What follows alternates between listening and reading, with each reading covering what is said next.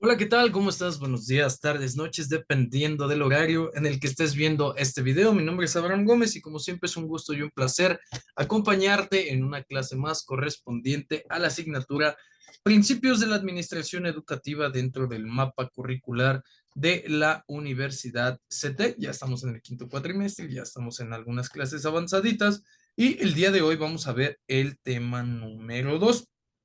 Vamos a hablar un poco de teorías administrativas. ¿Cuáles son estas teorías administrativas? Un poco de lo que ya hablamos la clase pasada, de los antecedentes históricos, la teoría clásica, la escuela de relaciones humanas, la escuela estructuralista o sistémica, como también se le conoce, y el neohumano relacionismo, la sociología de las organizaciones y la autogestión. Así es que sin más, pues vamos a darle de lleno al tema del día de hoy, y es que son temas bastante interesantes, perdón, por lo que yo te voy a pedir que en este momento vayas por tu cuaderno, eh, por tus hojas, por tus marcadores, para que puedas tomar nota, porque vamos a ir haciendo por aquí unos apuntes bastante importantes que te van a servir de conocimiento para el examen, que te van a servir de conocimiento para participar en clase y sobre todo de conocimiento para el ejercicio profesional. Así es que sin más, permíteme compartirte pantalla y vámonos de lleno con el tema del día de hoy.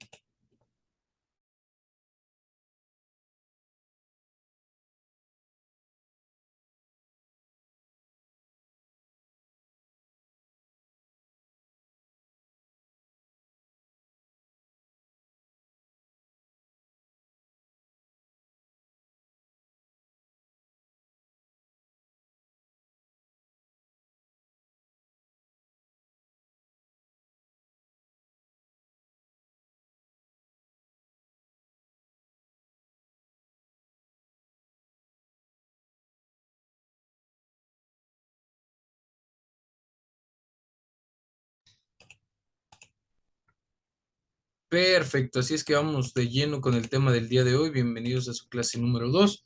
Vamos con la siguiente información. Vamos a hablar sobre teorías administrativas. ¿De dónde surgen estas teorías administrativas? Si bien ya hablamos en la clase anterior del proceso de la administración, recordar, me voy a revisar un poquito, recordar que te dejé una tarea en esta diapositiva. Ahorita te digo en cuál. Ahí, aquí.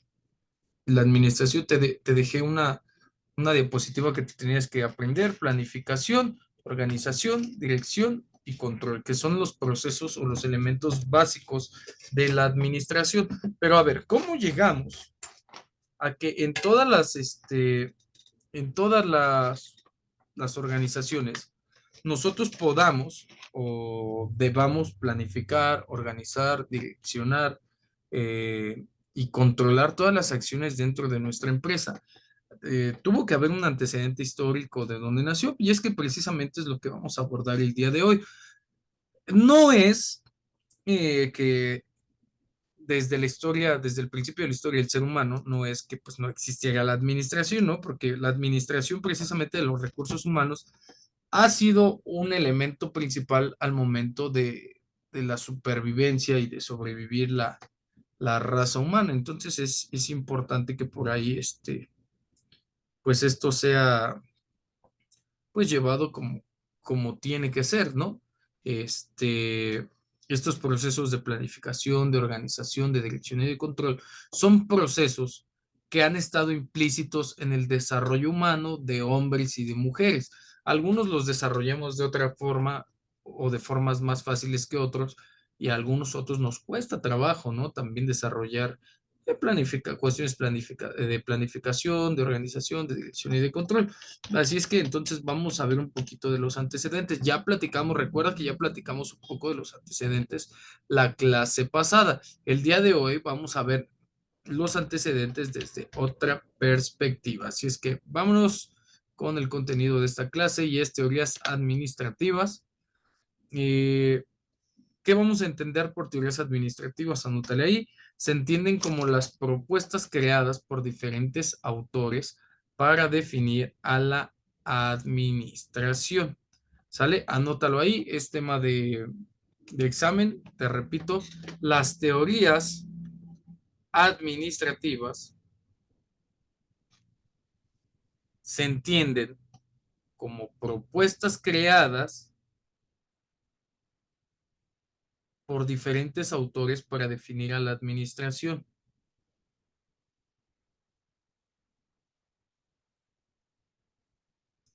Ok, entonces, en este sentido, estas propuestas creadas por diferentes autores para definir a la administración son precisamente esto, propuestas de diversas personas que encontraron una metodología y una forma más rápida, más eficaz, más eficiente, más apta para el contexto organizacional en el que ellos se desempeñaban o se desarrollaban o estaban inmersos, ya sea por su contexto histórico, cultural o social.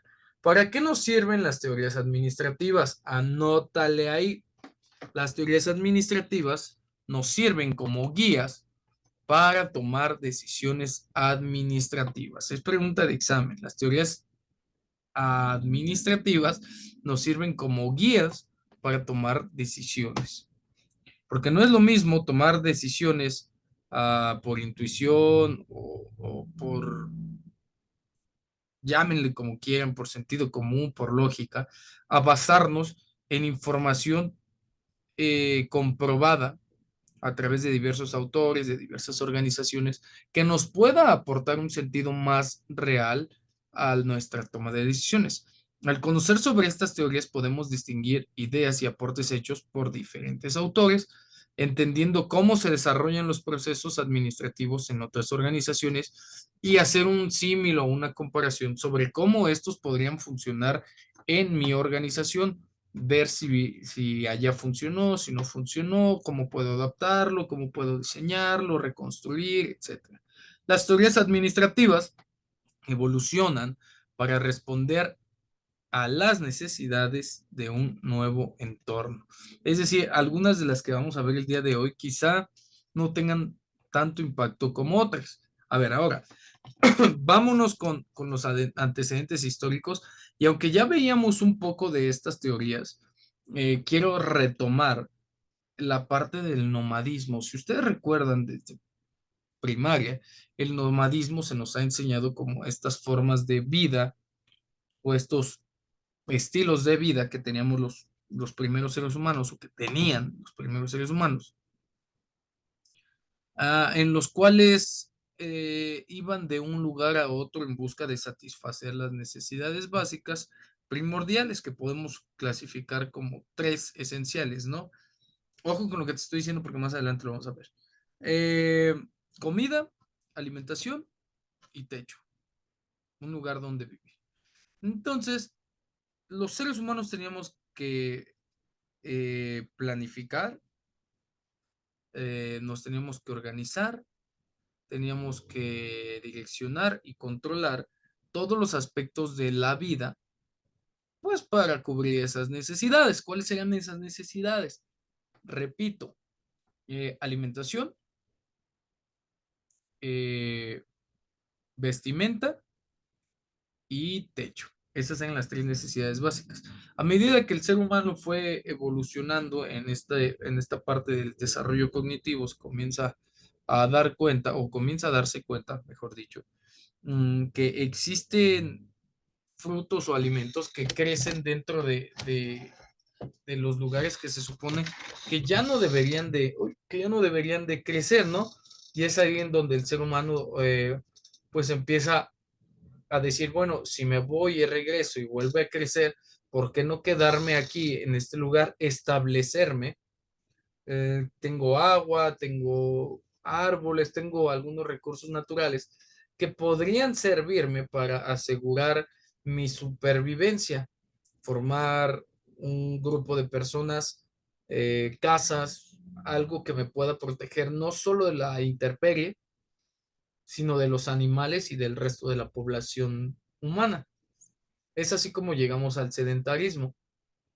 El sedentarismo es lo que estamos viendo del lado derecho, es una forma más organizada de vivir, de un estilo de vida de aquella época, de la época primitiva, en donde hubo dos grandes acontecimientos.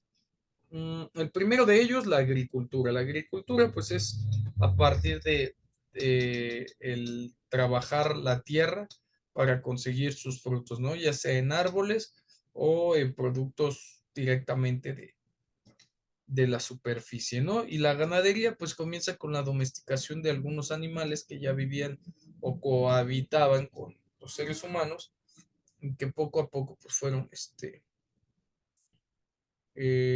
fueron desarrollando ahí, ¿no? La capacidad de cocción, de preparación de estos animalitos. La agricultura y la ganadería le dan paso a ¿cómo decirlo? A satisfacer las necesidades de primera o de urgencia o de primera mano. Y es a partir de la agricultura y la ganadería cuando dicen, bueno, estoy criando pollos, comienza un proceso de crianza, ¿no? No solamente de cazar los animales, ver qué día me voy a comer qué parte del animal y cuando se acabe, pues me como otro y me como otro y me como otro. Y a medida que se fueron comiendo unos, pues se dieron cuenta que al igual que el ser humano, los animales también se reproducían, los frutos también se reproducían o se podían cultivar para obtener más. Y el excedente de producción de aquella época pues dio origen a que las necesidades básicas no solo se satisfacieran de manera momentánea, sino a mediano y a largo plazo. Esto implicaba que tuvieran que calendarizar, programar eh, la producción porque no podían tener comida ahí que se echara a perder o frutos y que arriesgarse a que la gente que era nómada al momento, o sedentarios o que ya estaban establecidos pero que no les gustaba trabajar, pues acabaran con sus raciones o con las porciones que ellos ya habían destinado para un futuro.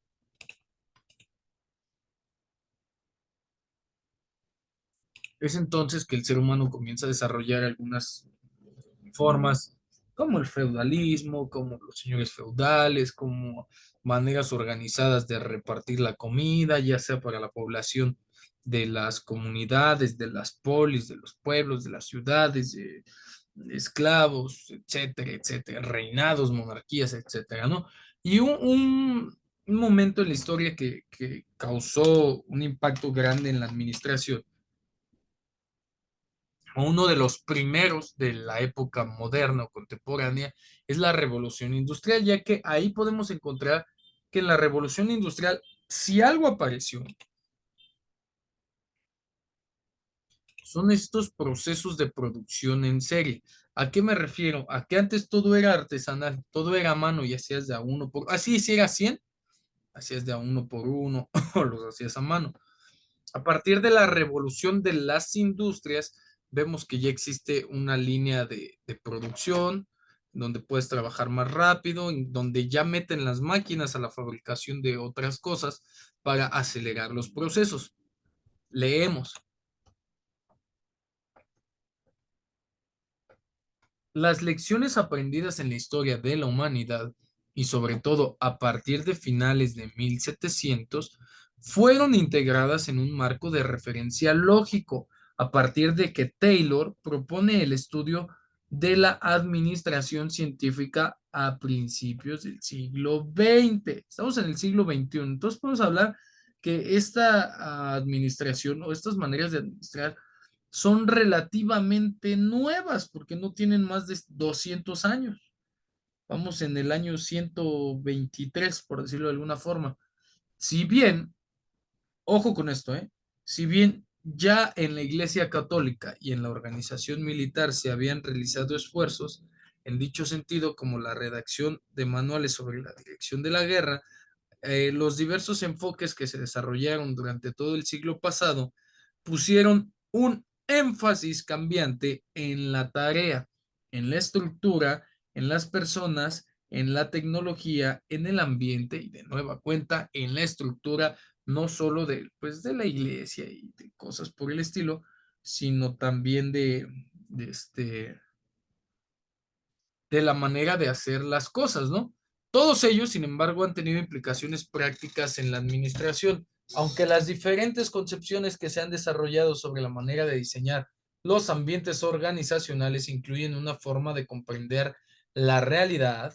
Cada una de ellas ha aportado herramientas prácticas y útiles para resolver los problemas cada vez más complejos a los que se han tenido que enfrentar.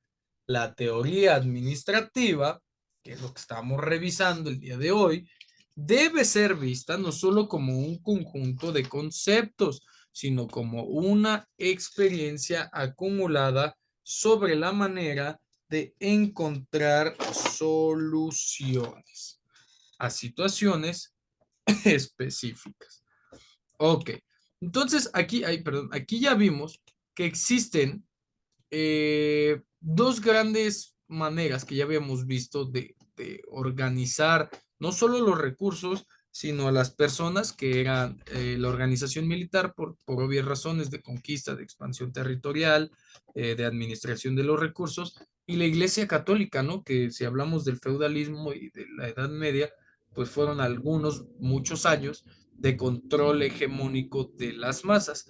Entonces, en este sentido, pues ya vemos pues sí, ¿no? Que existen los primeros esfuerzos para hacer de la administración o darle a la administración el lugar que se merece dentro de la historia. ¿Ok? Entonces llegamos a la teoría clásica. Vámonos sobre el estudio de estas teorías y vamos a hacerlo de manera muy concreta, ¿sale? Para que podamos hablar un poquito de ello en la clase en vivo y ya tengamos plena conciencia de qué es lo que vamos a hacer. En cuanto a la teoría clásica, podemos encontrar que fue ideada por el ingeniero Henry Fayol. Él es el primero en darle esta como cientificidad a la administración. Se originó en Francia en la época de la Revolución Industrial, que es donde surge todo este movimiento, y la teoría de Henry Fayol está conformada por 6 funciones y 14 principios. Gracias a esta teoría se introdujo el concepto de organización formal e informal. Formal, en ese momento de la revolución industrial, una administración, una organización, perdón, formal, estaba basada en estas 6 funciones y 14 principios. Aquellos que no realizaban la organización como lo proponía Henry Fayol, se les daba una clasificación de organización informal. Que ojo, lo único que, o sea, no lo único de manera demeritando el trabajo de Henry Fayol, pero la razón por la cual se llama organización formal a la teoría clásica de Henry Fayol es porque se realizan estudios sobre cómo elegir las mejores formas de organización administrativa para dar solución a problemas en general o específicos. ¿Ok? Su teoría se basa en la importancia de la estructura en las organizaciones formales. Provee eficiencia y competencia a las organizaciones. Vamos a ver un poquito más cuáles son estas 6 funciones para organizar una empresa. Existen las funciones técnicas, anótalas ahí, funciones de Henry Fayol, funciones técnicas, funciones comerciales, funciones financieras, funciones de seguridad, funciones contables y funciones administrativas. Si lo quieres ver al día de hoy, son 6 departamentos. Así de fácil. Funciones técnicas tienen que ver con la producción de la organización y de esta forma con su eficiencia. Voy tantito para que centres tu atención de este lado. La número 1. Funciones técnicas tienen que ver con la producción de la organización y de esta forma con su eficiencia. Funciones comerciales tienen que ver con la compra, venta e intercambio de producto. Es decir, en las funciones técnicas nos vamos a meter en líos para saber cómo voy a producir. En la segunda, en las funciones comerciales, voy a ver cómo voy a comprar y cómo voy a vender mis insumos y mis productos para tener resultados. En cuanto a las funciones financieras, bueno, ya estoy haciendo. ya estoy vendiendo, ya estoy comprando materia prima, y en cuanto a las funciones financieras, pues, ¿cómo voy a administrar ese dinero que está entrando o ese dinero que está saliendo de mi organización? Funciones de seguridad, pues hablamos de la seguridad de los bienes, en qué invierto, cómo lo invierto, en dónde lo invierto, dónde guardo el excedente o dónde guardo la ganancia y, y cómo aseguro, valga la redundancia, a los miembros dentro de mi organización por aquello de los accidentes, por aquello de la cultura de la prevención. Y en cuanto a las funciones contables, pues hay que definir los métodos para calcular de manera correcta los costos para obtener desde luego mayores ganancias. Y en cuanto a las funciones administrativas, eran aquellas que estaban integradas uh, por, ¿cómo decirlo? Es que no quiero llegar a la palabra, pero no el papeleo, sino para evidenciar todos estos procesos, ¿no? Que si compré esto, ¿cuánto me costó? Que si vendí esto, ¿cuánto gané? Que si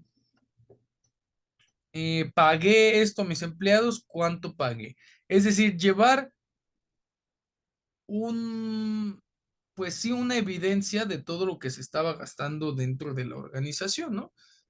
Los primeros formatos de todas estas funciones, pues tenerlos a la mano. No quiero decir con esto que antes no se hacía, pero ahora se les daba mayor importancia, ¿no? ¿Cuáles son los principios de la administración según Henry Fayol? La división del trabajo, donde se deben especializar las tareas y las personas para aumentar la eficiencia, es decir, zapatero a sus zapatos. Cada quien va a hacer una cosa y vamos a buscar que se especialicen para que cada uno sea el non plus ultra de su actividad y todo se haga conforme debe de ser. Autoridad y responsabilidad, debe de haber un equilibrio entre la autoridad y la responsabilidad.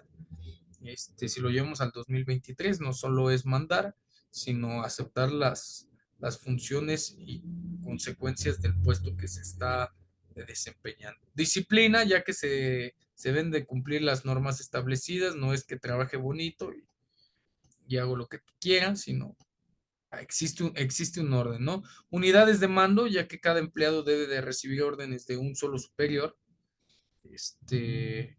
y no tener ahí como las órdenes desorganizadas. Unidad de dirección, solo debe de existir un jefe y un plan para cada actividad que tenga un mismo objetivo. Perdón, subordinación de los intereses individuales a los generales y una remuneración del personal, ya que pues es un trabajo, ¿no? Y como en todo trabajo se generan ganancias y de esta misma forma los trabajadores dentro de esa organización pues deben de tener una retribución económica justa y garantizada. Centralización, la autoridad se concentra en la cúpula de la jerarquía. Eso es lo que nos propone Henry Fayol, además de la jerarquía o cadena escalar, ya que existe una línea de autoridad que va del puesto más alto al más bajo. Orden, ya que en un lugar de trabajo pues debe de existir precisamente un espacio para cada cosa y que todas esas cosas estén en su lugar. Equidad, se debe de ser amable y justo para conseguir lealtad, es decir, darle el trato correspondiente a cada miembro de la organización, amable y justo, no porque exista una línea de mando superior o un cargo superior, pues vamos a dejar de lado la parte humana. Estabilidad del personal, no estar contratando cada rato o corriendo cada rato porque eso genera retrasos en los modos y en los medios de producción. Iniciativa, visualizar un plan y trabajar, perdón, para conseguir su éxito. Espíritu de equipo, la unión y armonía de las personas constituyen fortalezas de la organización. Y esto era lo que proponía Henry Fayol. Te repito los principios, anótalo. 6 funciones: función técnica, comercial, financiera, de seguridad, contables y administrativas. Principios: división del trabajo, autoridad y responsabilidad, disciplina, unidad de mando, unidad de dirección, subordinación de intereses individuales, remuneración del personal y centralización. Ok, ahora vamos a ver a la Escuela de las Relaciones Humanas, ay, perdón, que fue propuesta por nada más y nada menos que Elton Mayo. Esta teoría de la administración hace énfasis en las personas, no tanto en los procesos como Henry Fayol lo mencionaba, sino más en las personas, ya que tiene una aportación esta teoría, que es que el nivel de producción está determinado por las normas sociales y las expectativas que lo rodean. La influencia del grupo de trabajo es notable sobre el desempeño. Entre mejor sea el grupo de trabajo, su desempeño tendrá mejores resultados, por lo que las actividades deben planearse sobre principios de dinámicas de grupo. Dependiendo del grupo que tengamos, ahí podemos empezar a planificar nuestras formas de producción, ¿no? La recompensa o desaprobación social del grupo de trabajo influyen notablemente en el desempeño del trabajador y dificultan el efecto de los planes de incentivos económicos. Ok, existe una estructura de organización informal que puede estar acorde o en contra de los objetivos de la empresa. El establecimiento de buenas relaciones interpersonales contribuye a mejorar la eficiencia, según Elton Mayo. La especialización extrema, como proponía Henry Fayol, no garantiza más eficiencia en la organización. Es decir, yo puedo ser un experto en reparación de laptops, pero eso no, pues, no quiere decir que sea muy rápido o que entregue en tiempo y forma. Sin embargo, si yo tengo un equipo de trabajo que tenga un ambiente propicio, pues voy a tener mayor eficiencia en mis entregas, ¿no? El contenido y la naturaleza del trabajo influye en la moral de los trabajadores. Se sabe que todos tenemos una posición dentro de una organización. Entonces, pues la naturaleza no influye en, pues que yo soy más o es que yo soy menos. Eso es lo que nos plantea el autor. Es importante para él poner atención en las necesidades psicológicas. Para ese momento, las de motivación. ¿De quién? De los trabajadores en cuanto al liderazgo, la comunicación, la dinámica del grupo y la organización informal. Es decir, la manera en que se organizan los trabajadores para dar mejores resultados. Y es como encontramos otra teoría que es la teoría neumano-relacionista. Esta teoría es una corriente organizacional que surge como respuesta a las tendencias de la administración científica del año de 1930. Estamos hablando de la administración clásica, que no contaban con el hecho más importante. A ver, sí, mucho producir, mucho producto, mucho servicio, pero ¿quién hace eso? ¿Máquinas? No, sino los trabajadores. Y los trabajadores son seres humanos. Por lo tanto, el trabajo no es una actividad deshumanizada. Esta corriente humanista relación pues sí, de las relaciones, eh, pues realmente lo que nos propone es que la administración de la organización se debe de adaptar a las necesidades del personal.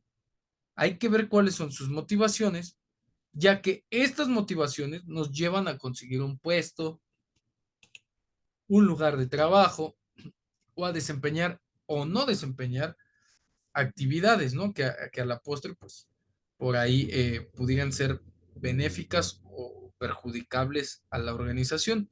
Esta teoría es una teoría de comportamiento que analiza a las personas y su conducta de manera individual.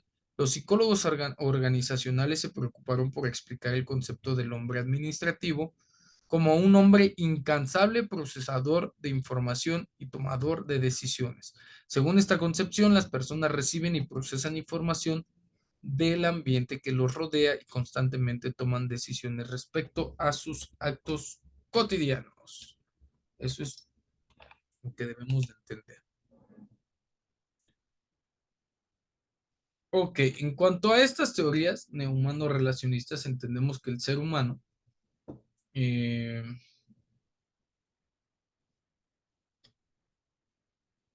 pues tiene necesidades básicas, ¿no? Entonces, a partir de estas necesidades básicas, nuestro ser humano pues tiene que satisfacer algunas situaciones. ¿Cuáles son? Unas son propuestas por Abraham Maslow, que es la teoría de la motivación que propone el autor, pero que dice, a ver.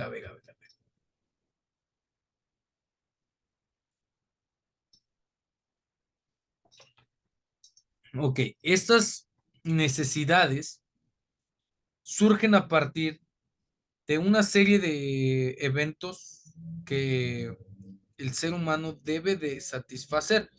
Por ejemplo, todas están asociadas a su comportamiento. No pueden ir unas arriba de, o sea, primero unas o luego otras, sino que llevan un orden jerárquico. El ser humano primero debe de satisfacer las necesidades fisiológicas, la respiración, la alimentación, el descanso, el sexo y la homeostasis. Y no me refiero a situaciones de que, ay, pues hoy es martes y hoy tengo que hacer respiración. No, son necesidades que el ser humano de manera fisiológica, de manera natural, no solo las crea como necesarias, sino que las prefiere como agentes reguladores de su propia conducta biológica.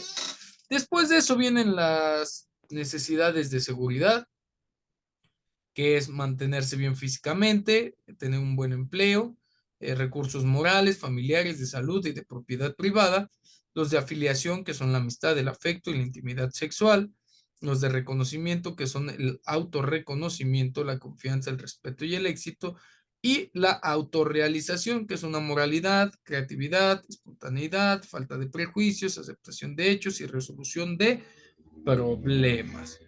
Una vez que el ser humano llega aquí, regresa y es un ciclo constante, ¿no? Esta jerarquía de Maslow, eh, pues nos dice que el hecho de que el hombre es una criatura que demuestra necesidades a lo largo de la vida, se representan de manera cíclica y no van a terminar nunca hasta que el ser humano pues termine con su periodo de vida. Y después podemos encontrar la teoría de Friedrich Herzberg, ¿no? En cuanto a esta teoría este, de neumanista relacionista, en donde, de relaciones humanas, perdón, en donde pues sabemos que el ser humano, pues no es un ser humano así normal, común y corriente, ¿no? Sino que obedece a algunos factores. En el caso de Herzberg, él nos dice que la administración se fundamenta en dos factores del ser humano: factores higiénicos o insatisfactorios y factores motivadores o satisfactorios. Los primeros se refieren a las condiciones que rodean al empleado mientras trabaja, incluyendo las condiciones físicas, ambientales del trabajo, el salario, beneficios sociales, políticas de la empresa, tipo de supervisión, clima de las relaciones entre la dirección y los empleados, los reglamentos internos, las oportunidades existentes, y que todo esto pues nos va llevando a eh, pues tener un comportamiento como tal. Y los factores motivadores o satisfactorios pues, están referidos al contenido del cargo, de las tareas, de los deberes, y es que para Herzberg incluye sentimientos de realización, crecimiento y reconocimiento profesional. Cuando los factores motivacionales son óptimos, suben sustancialmente la satisfacción, y cuando son precarios, pues provocan ausencia de esta misma. Pues son algunas de estas teorías. Otra teoría de relaciones humanas, basadas en las relaciones dentro de una organización, es la teoría de XY, de McGregor. Aquí tenemos un ejemplo: a los empleados inherentemente les disgusta el trabajo y siempre que sea posible lo van a evitar. Esa es la teoría X. ¿Qué dice la teoría Y? Que los empleados pueden considerar el trabajo tan natural como el descanso y el juego. Es decir, verle el lado positivo de las cosas. A los problemas dentro de la organización no les podemos encontrar más problemas. Les debemos de encontrar más soluciones. Ahorita te voy a dejar esta tablita aquí porque la vamos a comentar en clase, pero de manera general es eso, ¿no? Chris, Chris Argyris nos habla de lo siguiente, ¿no? Ah, la personalidad del empleado influye con el perfil o la descripción del puesto dentro de la organización. Nos habla que las características de un ser humano durante su etapa de infante van a marcar el desempeño profesional en un futuro. ¿Por qué? Porque si las características del ser humano no fueron desarrolladas durante la infancia y este ser humano se enfrenta a retos dentro de la organización en donde no tiene esa preparación, esa competencia, esa habilidad, esa actitud o esa actitud, le va a representar problemas. Si no la tienes, muy probable que no sea capaz de resolver esos problemas. Y si sí la tienes, muy probable que pueda resolver esos problemas. Entonces, en este sentido, pues será importante tener todo a la mano, ¿no? Y que se pueda resolver. Eso es lo que propone el autor. Ay. Ahora, vámonos con la sociología en las organizaciones. Cómo funciona esta parte? La sociología, como ya sabemos, es una rama eh, bueno, la sociología de las organizaciones es una rama de la sociología general.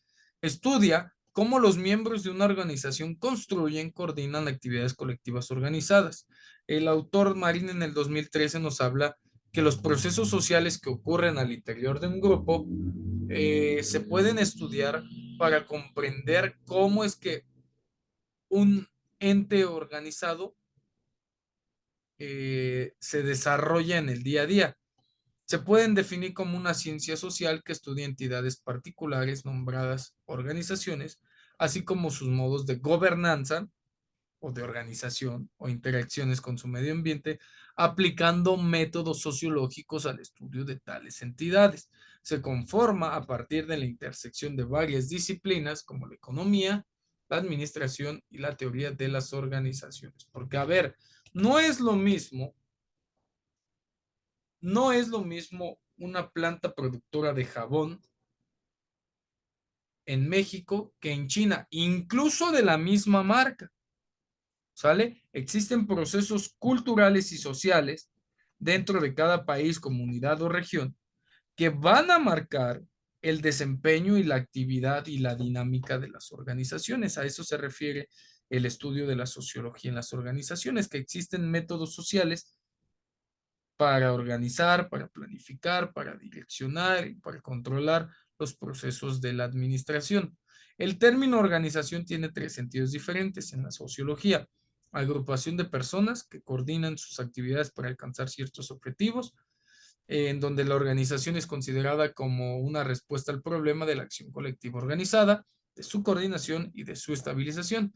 Los diversos modos por los cuales estas agrupaciones estructuran los medios disponibles para llegar a sus fines, que es lo que normalmente conocemos todos, y la acción de organizar un proceso de creación y gestión de agrupaciones o estructuras dentro de una organización. Es decir, estas tres vertientes le dan vida a la sociología dentro de la organización. Eh, la sociología la sociología de la organización nos va a decir que la manera en la que estén conformadas la sociedad va a ser la manera a escala en la que se van a conformar las organizaciones, ya que dependen de una misma estructura social. ¿Ok?